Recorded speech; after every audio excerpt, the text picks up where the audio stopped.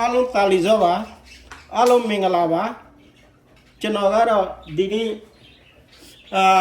ဂန်နောကစားသမားတယောက်လေးဖြစ်တယ်ပြင်သစ်နိုင်ငံမှာသူတို့ကစုရရထားတယ်ကဘာမှာလည်းပရိသတ်တော်များချစ်ခင်လေးစားရတဲ့ဒီတယောက်နဲ့မိတ်ဆက်ပေးပါမယ်သူ့နာမည်ကဇီဒန်ဖြစ်ပါတယ်အခုကျွန်တော်ဇီဒန်နဲ့မိတ်ဆက်ပေးပါမယ်ဇီဒန်အကောက်ဆုံးဂိုး20ကိုအရင်ဒီမှာပြပါမယ်ဒီမှာနော်ဇီဒန်ကိုတော့ပြင်သစ်နိုင်ငံမာဆေးမှာမွေးဖွားခဲ့တာဖြစ်ပါတယ်သူအဖေအမေကတော့အဂျီယာလူမျိုးတွေဖြစ်ပါတယ်သူမွေးတဲ့အတွက်က23ဇွန်1980နှစ်မှာမွေးဖွားခဲ့တာဖြစ်ပါတယ်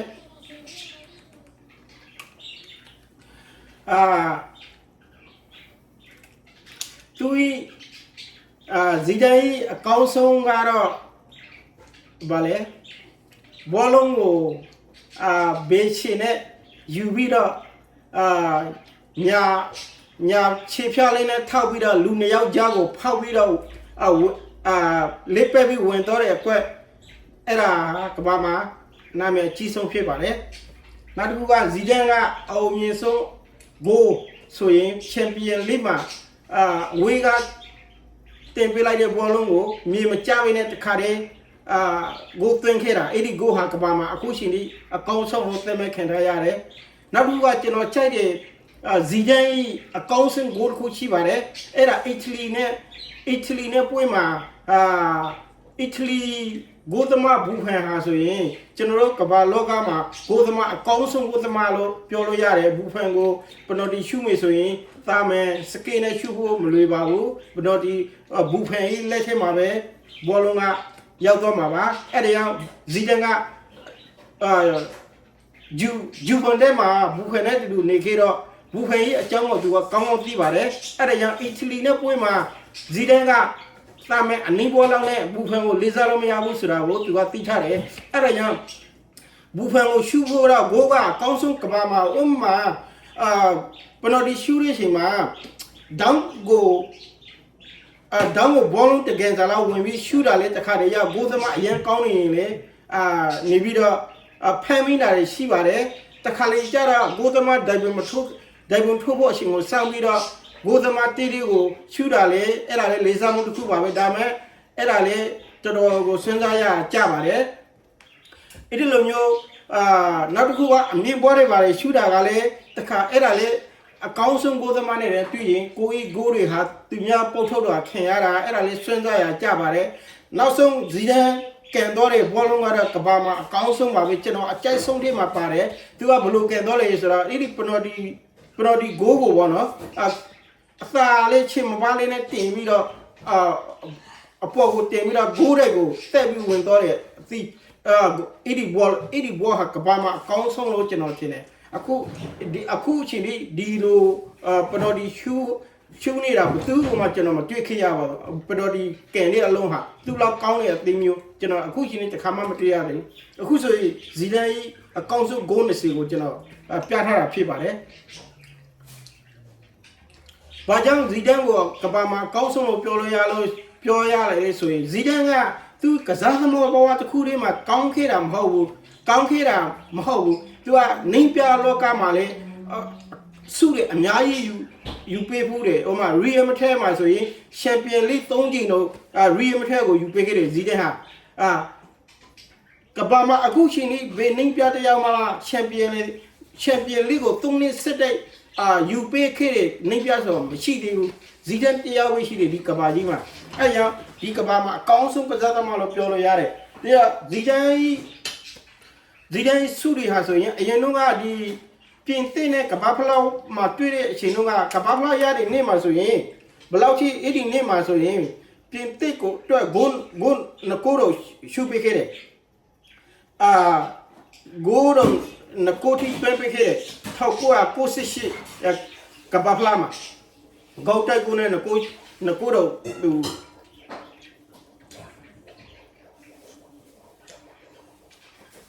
အဲ့ဒီနေ့မှာဆိုရင်ဘရာဇီးနဲ့ဘိုလိုပွဲမှာ အဲ့ဒီနေ့မှာဆိုရင်ဘရာဇီးနဲ့တွေ့တာနော်ဘရာဇီးဆိုရင်ကျွန်တော်တို့သိပါတယ်ဘရာဇီးဆိုဘယ်လောက်ကောင်းလဲအဲ့ဒီတုန်းကဆိုရင်ဇီဒန်နဲ့တွေ့တဲ့နေ့မှာဆိုရင်ပြင်သစ်နဲ့တွေ့တဲ့နေ့မှာဆိုရင်ရိုနယ်ဒင်ဟိုတို့ရိုနယ်ဒိုတို့ကာဘဲတို့ရိုနယ်ဒင်ဟိုတို့ကာဘရကာလိုကာဖူတို့ကစားသမားကောင်းတယ်ပဲရီဗယ်ဒိုတို့ဘရာဇီးမှာဆိုကဘာကျော်ကစားသမားတွေပဲအဲ့ဒီကစားသမားတွေအသင်းကိုမှပြင်သစ်က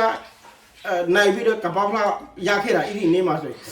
အဲ့ဒီနေ့မှာဆိုကြေးတယ်ဘလို့ဖွင့်နေဆိုဘရာဇီးကတလုံးရှုံးတလုံးတရေအဲ့ဒီလိုမျိုးဖွင့်နေဒါပေမဲ့ပြင်သစ်ကပဲဘရာဇီးကိုနိုင်တော့တယ်ဇီဂျက်ကိုလည်းကိုတော့တွင်ခဲ့တယ်အဲ့ဒီပွဲဆိုတော်လေးကိုလူတွေရင်ထဲမှာလူတွေစိတ်ထဲမှာဟာပြီးကြံခဲ့တယ်ဟာဘာဖြစ်တာလဲဘရာဇီးဘလို့ဖြစ်သွားတာလဲအဲ့ဒီလိုမျိုးလူတွေလုံးဝထင်မထားဘူးအဲ့ဒီလိုမျိုးဇီဂျန်တကယ်ကိုအကောင်းဆုံးအချိန်အဲ့ဒီလိုမျိုးအခုဆိုရင်ဇီဂျန်ဂိုး20ကိုကျွန်တော်ပြထားတာဖြစ်ပါတယ်ဇီဂျန်ဟာဆိုရင်နေပြလောကမှာလည်းတည်တည်ငြိမ်နဲ့ကစားသမားဘဝမှာလည်းတည်တည်ငြိမ်နဲ့အရန်ကိုကောင်းမွန်တဲ့လူတစ်ယောက်ဖြစ်တယ်လူကြီးတက်တဲ့တစ်လျှောက်မှာဘောလုံးကစားခိုးတာတော့အဲ့ဒီလိုမျိုးမရှိဘူးတော်တော်ကြိုးစားတယ်အဲ့ဒါကြောင့်ပြည်သူရဲ့အချစ်တော်ပြည်သူရဲ့ချစ်ခင်မှုကိုရတယ်ပြီးတော့ဘောလုံးမှာသူများကိုညစ်ပက်ပြီးတော့ကစားရဆိုတာကျွန်တော်တက်မှာတစ်ခါလည်းမတွေ့ဘူးပါဘူးဇီဒန်ကိုဒါမဲ့သူကစားသမားဘဝအနားယူဖို့အချိန်မှာတော့မာတာရာဇီကိုဂေါက်တိုက်ပြီးတော့ဂေါက်တိုက်လိုက်တဲ့အခါကျတော့အဲ့ဒီနေ့မှာပဲသူကစားသမားဘဝကိုအဆုံးသတ်တော့တယ်သူဂုံစိတ်ခါရသူကြီးကောင်းဆုံးအချိန်မှာပဲကစားသမားဘဝကိုအနားယူလိုက်တယ်ဒါပေမဲ့သူဘဝမှာတော့ဒီမာတာရာဇီကိုဂေါက်တိုက်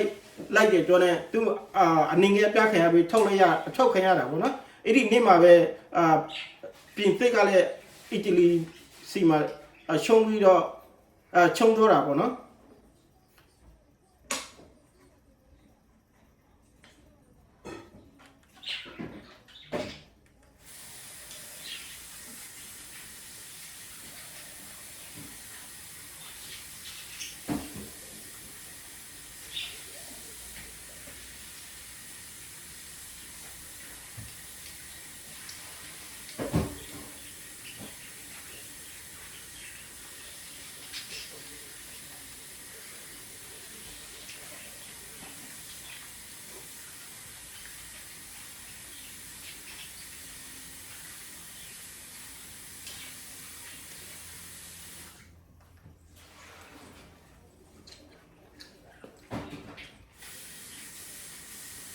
အခုရှင်ချီဇီဒန်ဆက်ရှင်တွေဇီဒန်စကေးတွေအဲ့ဒီလိုမျိုးအခုချင်းလေးကျွန်တော်တွေ့တယ်ကစားသမားတွေသူ့လောက်ဘောလုံးအထင်ပြူမှာဘလောက်ပဲပြင်းနဲ့လာတဲ့ဘောလုံးဖြစ်ပါစေအမြင့်ကလာတဲ့ဘောလုံးဖြစ်ပါစေသူထိန်ကွဲမှုဟာတော်လေးကောင်းပါလေကျွန်တော်အရင်ကြိုက်တယ်ဘောလုံးထိန်သိမ်းတာတော့ဘောလုံး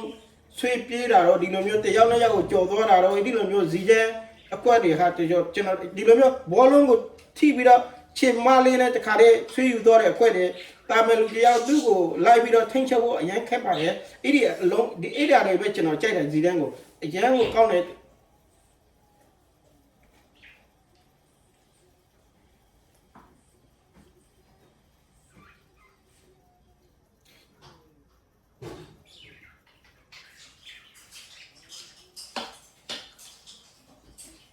အထမဆုံးပြင်သစ်နိုင်ငံကိုကပပလာယူပေးတဲ့နေ့မှာဆိုရင်သူကိုဆုလို့ရပါတယ်ပြင်သစ်နိုင်ငံသူကိုဆုပေးတယ်သူကိုအဲ့ဒီလိုမျိုးနောက်ပြီးတော့ကပမာအကောင်းဆုံး၃ကျင်ရဖို့တယ်ကပအကောင်းဆုံးကစားသမား၃ကျင်ရဖို့တယ်နောက်ပြီးဖလားတွေဆိုအများကြီးပဲဇီဒန်ဘွားမှာအခုဇီဒန်စကေးတွေမြင်ရမှာပါကျွန်တော်အကြိုက်ဆုံးကစားသမားထိမှာပါပါတယ်တယောက်ပေါ့နော်ကျွန်တော်အကြိုက်ဆုံးကစားသမားဇီဒန်ကအောင်မှုဘလောက်ပဲကောင်းကဘာကြီးမှာဇီဒန်ကအောင်မှုကိုဘယ်သူမှမရသေးဘူးဘာလို့ဇီဒန်ကစားသမားဘွားမှာလေအောင်မြင်တယ်လို့သူနှိမ့်ပြဘွားမှာလေအောင်မြင်မှုလို့ရထားတာချန်ပီယံလိမှာဆိုရင်3နှစ်စစ်တိုက်ချန်ပီယံလိဖလားကိုယူပေးနိုင်ဖို့နှိမ့်ပြဆိုအခုကဘာမှာအခုရှင်နေမရှိသေးဘူးအဲ့ကြောင့်ဇီဒန်ဟာကဘာကြီးမှာအောင်မြင်ဆုံးကစားသမားလို့ကျွန်တော်ကပြောတာဒီကဘာကြီးမှာဘောလုံးကစားသမားတက်တဲ့မှာဘသူပဲဘလောက်ပဲကောင်းဇီဒန်လောက်အောင်မြင်မှုကိုမရရှိဘူးဘာလို့ဇီဒန်ဟာကစားသမားဘဝမှာလည်းအောင်မြင်မှုရတယ်လို့နှိမ့်ပြဘဝမှာလည်းအောင်မြင်မှုရတယ်ဖလား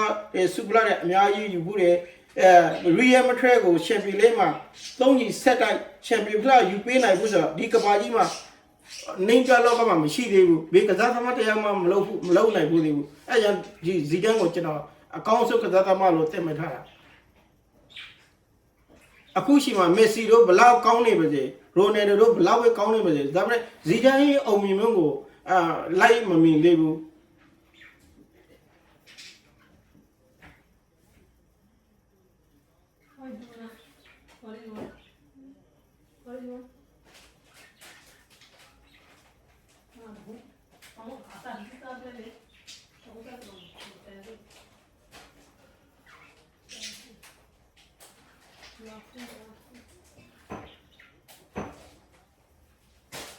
အလုံးမြင်ရပါဘောနော်ဇီဒန်စကေးတယ်ဇီဒန်ဘောလုံးကိုလိန်ခောက်ပြီးယူသွားတာတယ်ဘောလုံးချပေးတာတယ်တော်တော်ကောင်းပါတယ်အိုးရှစ်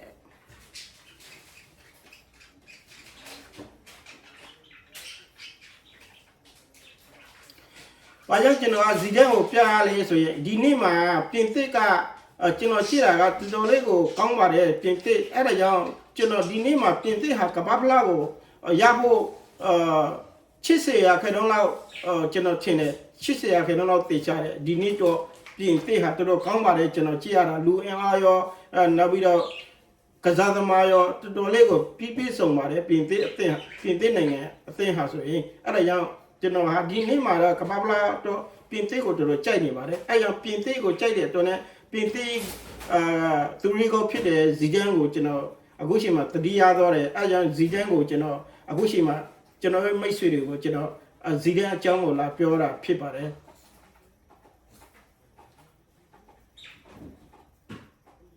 ကျွန်တော်ဘောလုံးကိုစလို့စိတ်ဝင်စားတဲ့အချိန်တုန်းကပေါ့ကျွန်တော်ကြည့်ဖူးတဲ့ကစားသမားတွေမှာဇီဒန်ဟာကျွန်တော်တော်တော်ကိုကြိုက်ပါတယ်သူနေပုံထိုင်ပုံသူရဲ့အပြုတ်မျိုးတွေသူရဲ့လှုပ်ရှားမှုတွေဘောလုံးထိန်းသိမ်းမှုတွေဘလောက်ရဲ့အဟောအပြင်းကြီးနဲ့လာပါစေဘောလုံးကိုကောင်းကောင်းဝင်ထိန်းသိမ်းနိုင်တယ်အဲ့ဒီလိုမျိုးနောက်တစ်ခုကကစားတာတွေလေတော်တော်တက်ပါတယ်သူမျိုးကိုညစ်ပက်ပြီးတော့အနိုင်ယူရှင်တဲ့စိတ်သူ့မှာမရှိဘူးအဲ့ဒီလိုမျိုးအဲ့ဒီစိတ်တဲ့တော့ကျွန်တော်အရန်ကိုကြိုက်တာကြီးအရန်ကိုတည်ငြိမ်နေအဲ့ဒီလိုမျိုး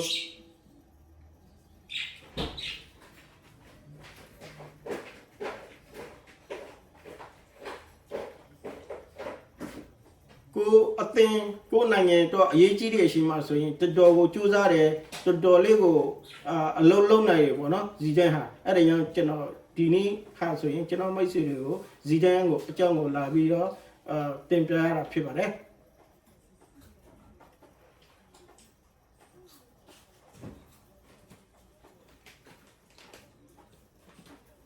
ဘောလုံးကိုဒီလိုမျိုးအထိန်သိမ့်နေဒီလိုမျိုးရှာပေးတာတယ်ပြီးတော့သူကဘောလုံးကိုချပေးတယ်ဆိုတာတော့တချို့ကစားသမားတွေဆိုဘောလုံးချပေးတာရှိတယ်ဒါပေမဲ့သူချလိုက်တဲ့အသီးတွေကတခါကျသူများစီကိုရောက်တော့တယ်ရှိတယ်ဒါပေမဲ့ဇီဒန်ကဒီလိုမျိုးမဟုတ်ဘူးသူကြည့်ပလားဘောလုံးတွေဆွဲတော့ကြည့်လိုက်ဘောလုံးဒီလိုမျိုးပြီးတော့သူပေးလိုက်တဲ့အသီးဟာဘောလုံးဟာဆိုရင်သူများစီကိုရောက်တယ်ဟာတော်တော်ကိုချပါတယ်တော်တော်ကိုတိကျတယ်ဘယ်နေရာမှာဘလို့ပေးရမယ်ဆိုတာကိုသူအမြဲတမ်းသိတယ်ဇီဒန်ကအဲ့ဒီလိုမျိုးသူကောက်တိုင်းဘောတွေဆိုရင်တော်တော်ကိုကောင်းတယ်ဇီဒန်ကအတိကျတယ်သိချတယ်အဲ့ဒီလိုမျိုးတော်တော်ကောင်းတယ်ကျွန်တော်တော်တော်ကြိုက်တယ်ဇီဒန်ကြည့်ပါလားအဝေးကလာတဲ့အသီးတွေထိန်းထားတာအဲ့ဒီလိုမျိုးဇီဒန်အထင်ကွဲတယ်အဲ့ဒီလိုမျိုးကြည့်ပါလားဘောလုံးကို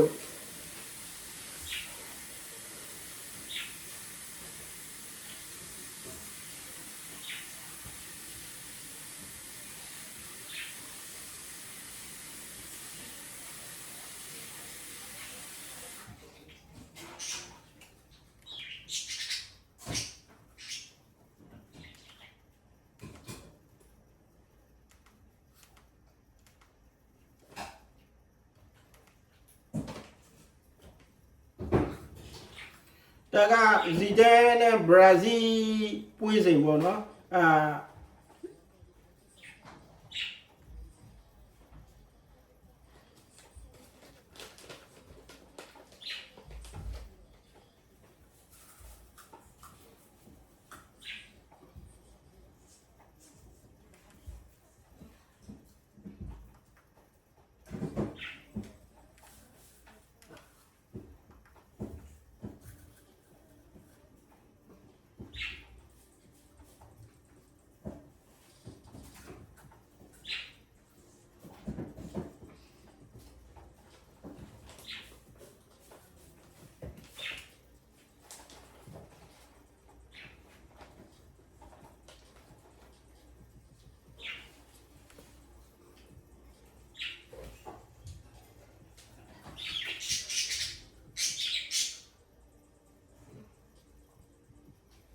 ဇီဒန်ကအခုလိုမျိုးဘောလုံးကိုသူများကိုကြော်ဖြတ်တဲ့ချိန်မှာလင်ခောက်ပြီးတော့အကြော်ဖြတ်တော့တဲ့ဘောလုံးတွေတော်တော်ကောင်းတယ်ပြီးတော့ဘောလုံးကိုတာဝီသူများကိုကြော်တော့အခုလိုမျိုးမြင်မကျတဲ့ဘောတွေဟာဇီဒန်ရမ်းကိုကောင်းတယ်ကြည့်ပါလားလုံးဝမြင်မကျဖို့ကန်လိုက်တာဒီဘက်ကရိုနယ်ဒိုကသူ့ကိုတင်ပေးလိုက်တဲ့ဘောလုံးကိုလုံးဝမြင်ရှာမထဲဘူးတခါတည်းကန်ချလိုက်တာဂိုးတခါတည်းထိတော့တယ်တော်ကောင်းတယ်ဒီက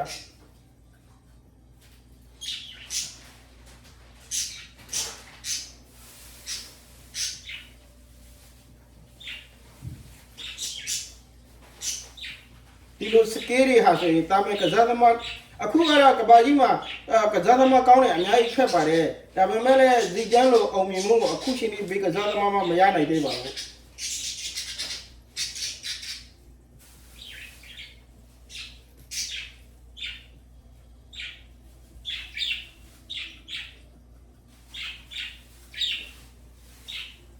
ဒါကတော့ဇီကျန်းအမက်တရားတွေပေါ့နော်အကောင်းဆုံးကိုစေကို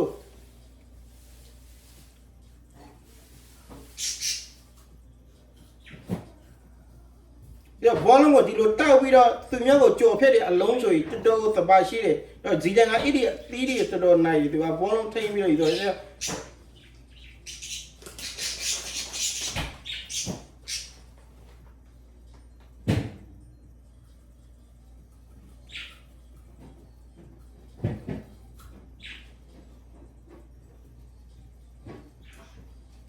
ဝါတော်တော်ကောင်းเลยကွာ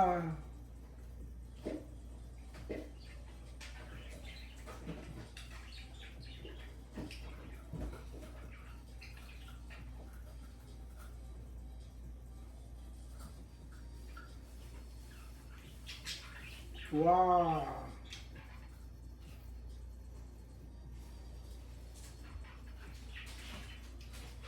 Oh shit. ကွန်တဝဲလာကကန်ထည့်လိုက်တာကျတခါတည်းဝင်သွားတယ်လုံးဝကွန်တဝဲကလာလို့ရှိသေးတယ်ဒီကွန်တဝဲကလာကတခါတည်းကန်လိုက်တာ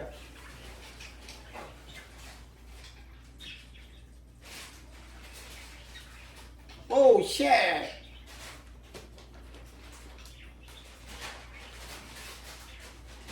Oh shit.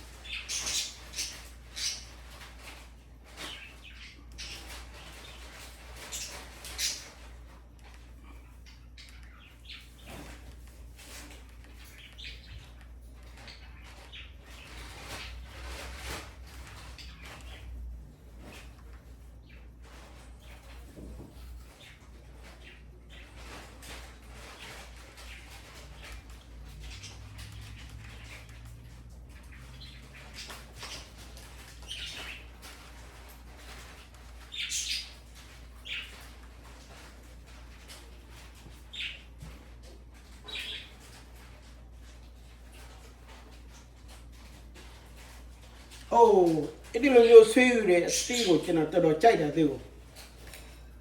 အဲ့ဒီလိုမျိုးဘောလုံးကိုဆွေးယူတာအဲ့ဒါတော်တော်အကြိုက်ဆုံးပဲကြည့်လိုက်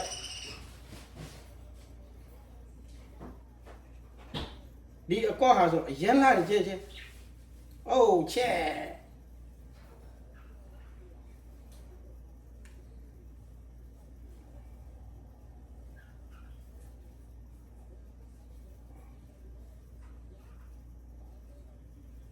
ကြည့်ပါလားသူလိုချင်တဲ့ဘောလုံးကိုပဲသူရအောင်ယူသွားတယ်ဘသူတယောက်ကမှသူကနစ်နာကိုထိခိုက်အောင်မလုပ်ဘူးဒီကစားသမားတွေကတမိုင်းမှာတော်တော်လေးကိုချပါတယ်တချို့ကစားသမားတွေကောင်းပါတယ်ဒါပေမဲ့တခါဒီတည်းကဂိုးရမှာမလို့အဲ့ဘနဲ့ဒီလိုမျိုးလေးရှာတာတော့ဘာတော့ပေါ့နော်အဲ့ဒီလိုမျိုးပနော်တီလိုရှင်တာတော့အဲ့ဒီလိုမျိုးဇီထဲမှာမရှိဘူးသူကသူ့လိုရှင်တဲ့အရာကိုသူရအောင်စူးစမ်းပြီးယူသွားတယ်ဒီလိုမျိုးမြစ်ပက်တာတွေသူမလုပ်ဘူးအဲ့ဒါကြောင့်ကဘာ မှာသူ့ကိုတော်တော်လေးဆင်ထားတယ်ပေါ့နော်ဘောလုံးလောကမှာ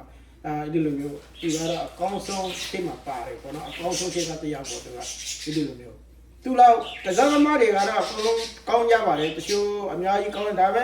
သူလောက်အုံမြင်လို့မရဘူးဥပမာဗျာကျွန်တော်ထောက်ပြမယ်ဗျာဥပမာ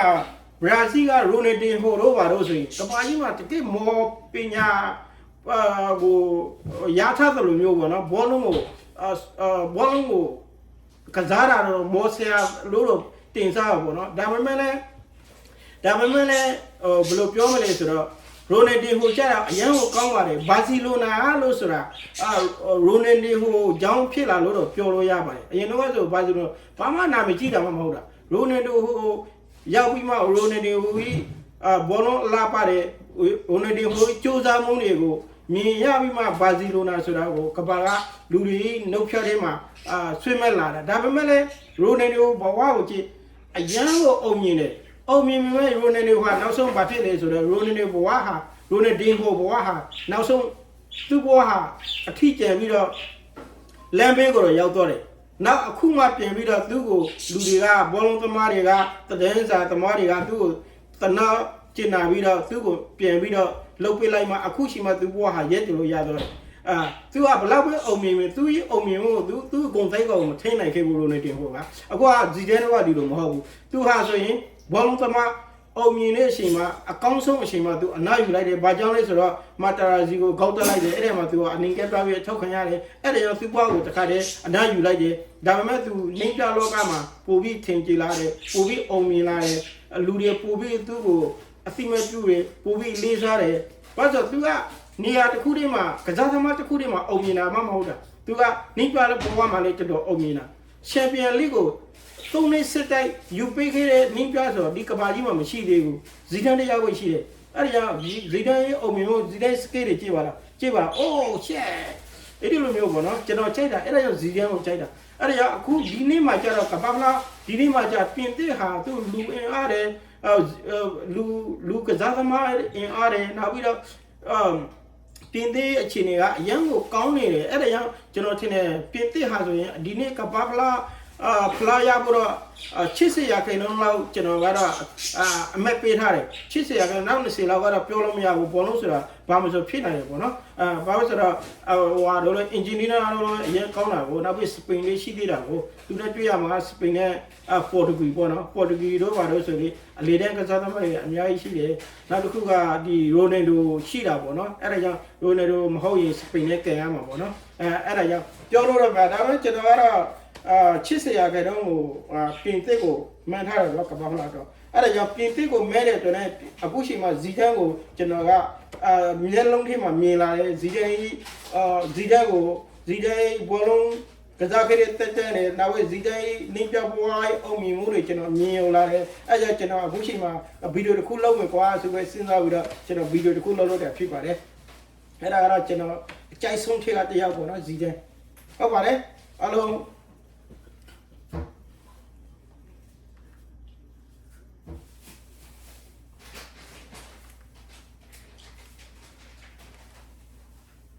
ဟုတ်ပါတယ်အားလုံးတာလီကြပါအားလုံးမင်္ဂလာပါနော်ဒီလောက်ပါပဲနော် thank you ပါ bye bye see you next video okay everybody thank you